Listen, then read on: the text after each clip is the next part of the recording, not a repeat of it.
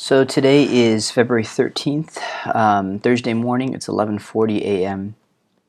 And as many of you know, the last video I did, I ended up privating it. I felt that the information in there was probably a little bit too sensitive, so I've taken it off. In case you missed that update number 6, I will just paraphrase a tiny bit of it that I feel is something that needs to be expressed, and that is the fact that there are a lot more here on lockdown than what Western media are reporting. They're basing that number off of the number of cities in the epicenter or near the epicenter in Hubei province that are being affected. But in fact, everywhere across China, this lockdown has happened. So this lockdown has effectively restricted the movement, restricted the activities of 1.4 billion people, ourselves included. Now, we live some distance away from the epicenter, but we are really unable to go out and do things normally as we would have just a few weeks ago. Now, there's a lot of things that have happened in just the last couple of days that I wanted to talk about, and then something a little bit more broader that we'll get into a little bit later. These are things that are a lot less sensitive and I feel shouldn't be a problem mentioning here. But I want to explain one of the reasons that I'm making these videos is to let friends and family know that we're doing okay, but to keep it in mind, because there I think are precautions that you can take, and I certainly would take precautions, because following the news and looking at some of the things that have come out recently about these test kits that are being used in America, for example, now are coming back with lots of errors. So there are a lot of false negatives. So people testing for the disease and the results saying they're fine, but in fact they're actually carriers and are getting sick. So those numbers probably are a lot lower than they should be as well. So this is kind of, you know, a scary scenario where the media isn't reporting the actual threat, when in fact it could be a lot bigger than it is. Again, I don't want to start a panic, but I want to communicate this because we're living sort of in the worst case scenario here. And if this happened in other areas, and if it happened globally, this could be just enormous. So that's why I'm doing these videos. Now, one of the big things that I wanted to report, and this hasn't been reported in Western media yet, but the rise in cases yesterday was unprecedented. Yesterday, the number of confirmed coronavirus cases jumped by 33%. That is the largest growth we have ever seen in the last month and a half, last 2 months that this has been tracked. Deaths also grew by twice as much as they had been the day before. So these numbers are just going very high. Now, the reason this is a big deal is not just in the number of people affected, but the fact that this shows that there are likely many, many more people that are going to be tested positive in the coming days and weeks and possibly even months. Now, a lot of researchers and experts, both inside of China and outside of China, were carefully looking at these numbers, and it seemed to be kind of peaking. So if you look at the last few days, the last week or so, there's a trend of slowing of that rate of newly infected ones.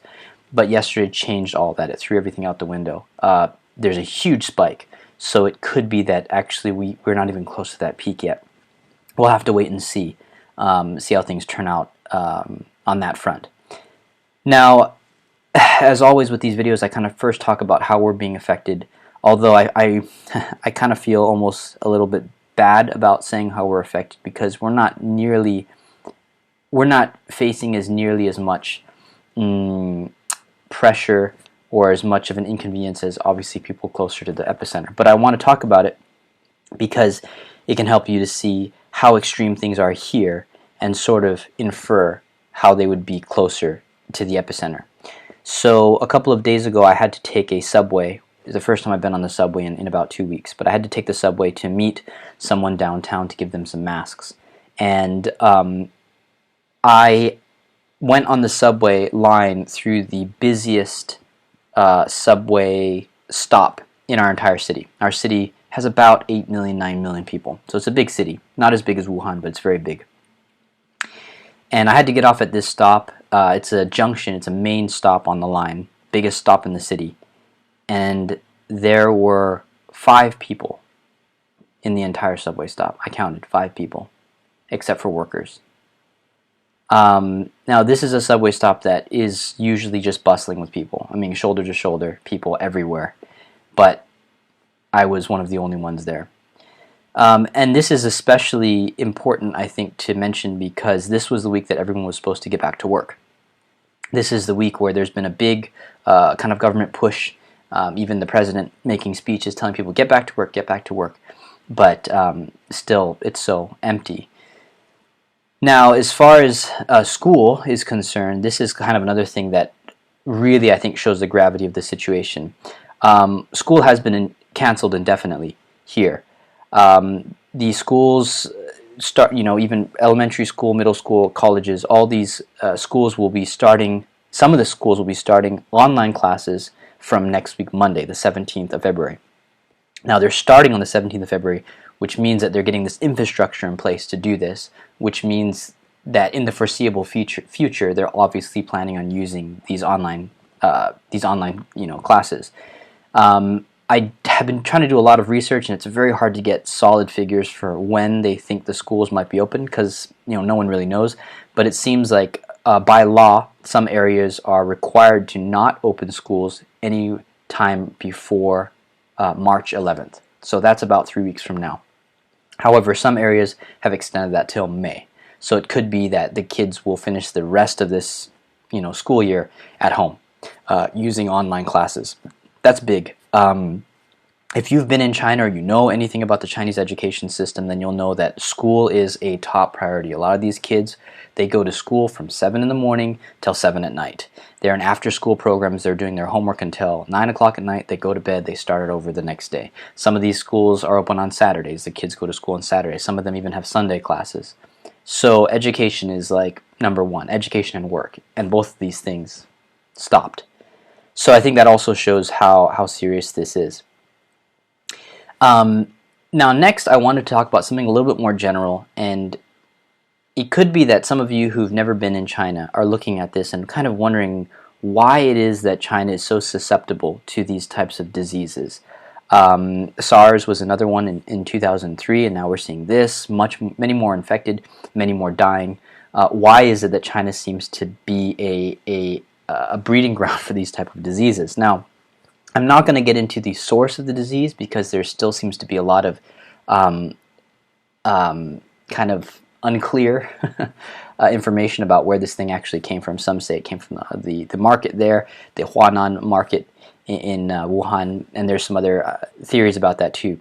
But what I'm going to look at is just how these things spread so quickly in China. Why is it that despite all of these measures that are being taken to clamp down on travel, clamp down on planes, make everyone wear masks, having your temperature checked now everywhere, not just main grocery stores, even a small grocery store, even coming into my neighborhood I have to get my temperature checked. Why is it that all these things are not able to slow down the spread? Well, one of the reasons could be that people are already infected and now they're just showing signs late on in the infection. The incubation period has been raised from 14 days now to 24 days. So that's a month of possibly having this disease but not showing any signs. So it could be that in spite of these measures being taken, these people are now just showing symptoms late into the disease.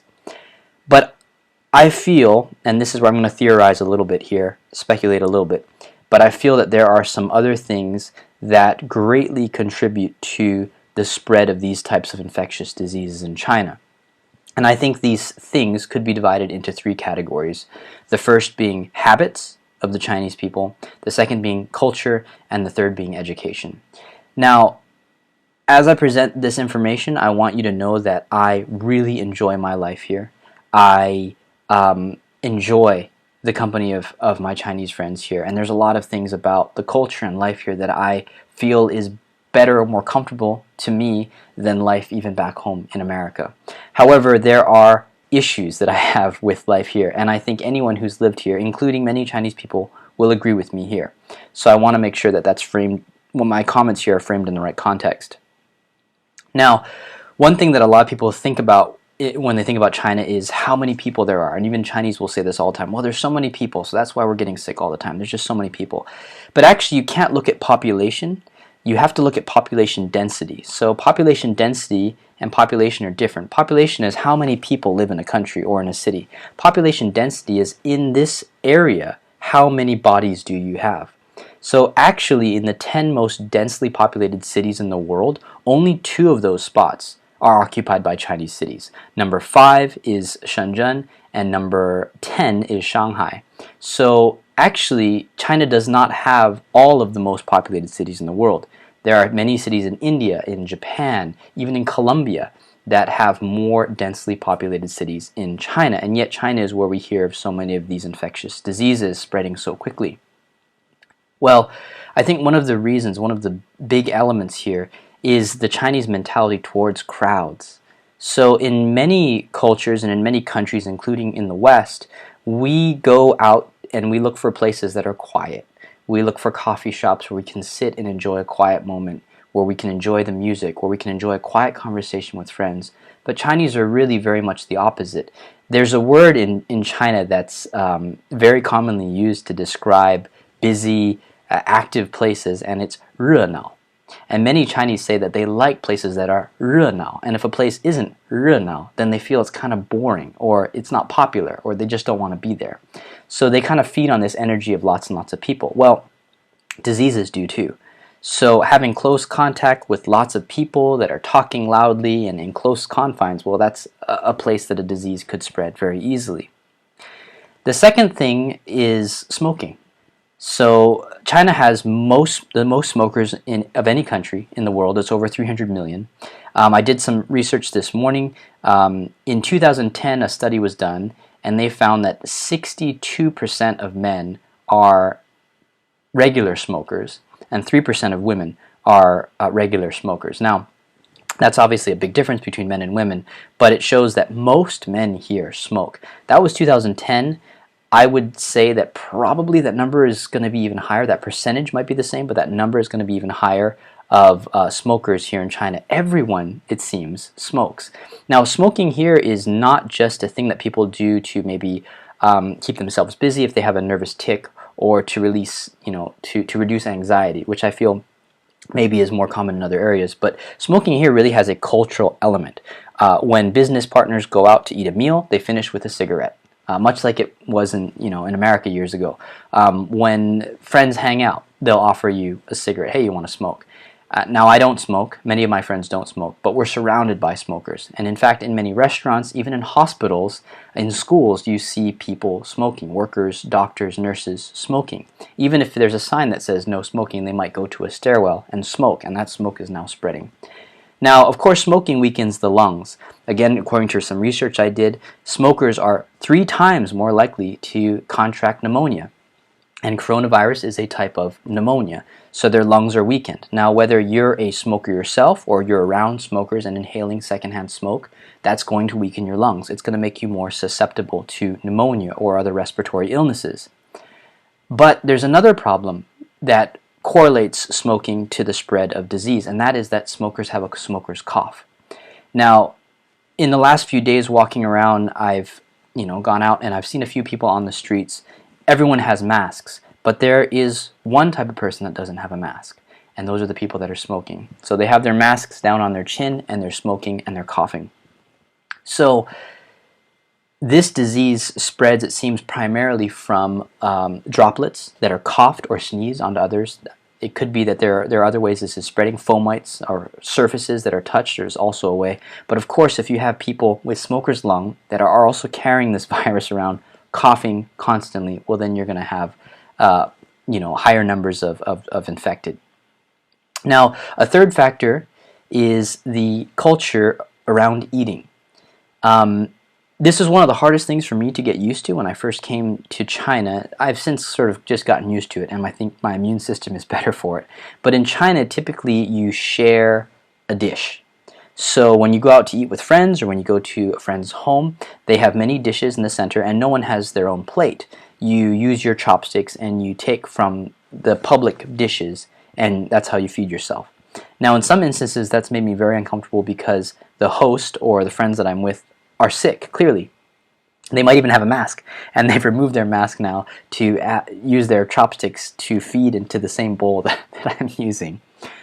So obviously this is something that is a problem that can spread disease very quickly. And in fact, in Wuhan, shortly before this outbreak became a public pandemic or endemic, there was a giant feast called the Wanjia, where thousands, tens of thousands of people came together and shared a public banquet using the same kind of eating method. So this is a third factor that contributes to the spread of disease very quickly in China. And the fourth is general hygiene.